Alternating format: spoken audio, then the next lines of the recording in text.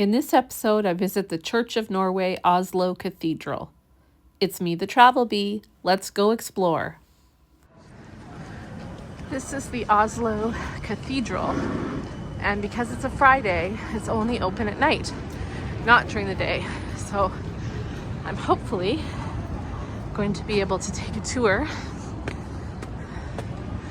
quiet tour, inside. Looks nice. It was interesting when I went to research it because I was going to start my day and go here in the morning. And then it said, no, you can only come in the evening on a Friday.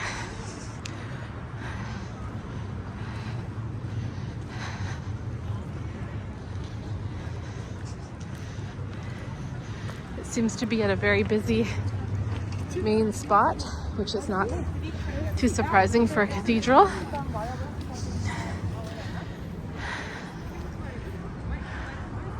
Nice.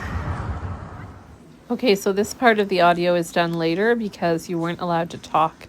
It was silent in the cathedral. So if you want to experience it without me talking, feel free to just mute me and have a look around.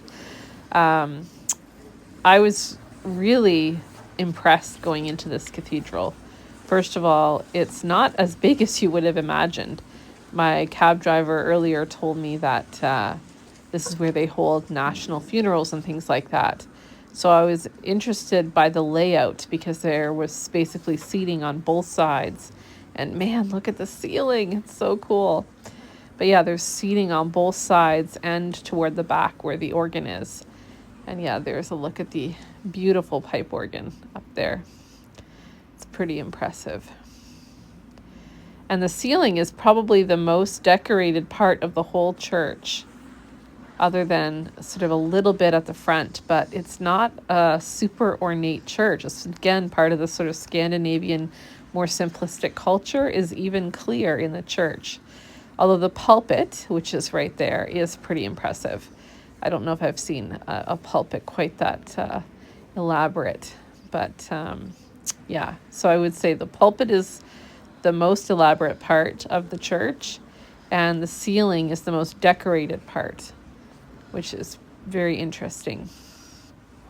So yeah, I just enjoyed looking at all the gold detail there in that particular spot. And then I wanted to walk up to the front of the church just to sort of get a feel for what is at the altar and what was the central focus. You know, sometimes there's a beautiful rose window and things like that. Well, of course, it's dark outside, so I couldn't tell the detail of the stained glass. But this seems to be a Last Supper image, and of course, the image of Christ at the top. And again, the ceiling is the most colorful of what you can see here at the cathedral. These stained glass windows around the center are the most elaborate. The rest of the windows, as you'll see as I walk around, are not very beautiful. Well, they're beautiful, but they're not kind of detailed the way they are up by the altar. So there's more pipes there. And there's a very simple display, like in so many of the big churches in major cities. Like there's these major displays at every corner, left, right, and center. Whereas here it's very simple. There's candles in memory. You can light a candle for someone, which many people have done. And there's a little tiny display of Mary and baby Jesus. So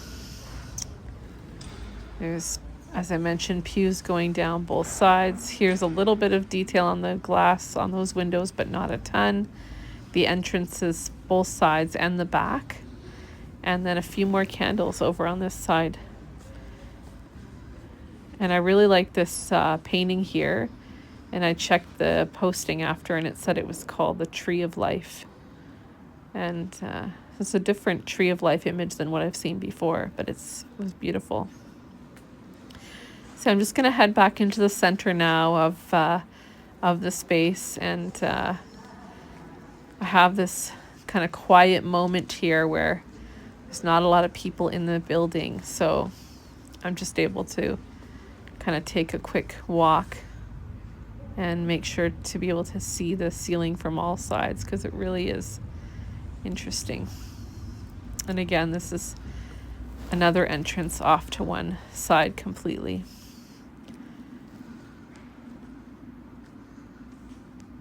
So yeah, this is again the moment where I think at this very brief second, I'm the only person other than maybe a security person in the building. So it was pretty cool. I don't know if I've ever been in a cathedral alone before. Usually they're super crowded, and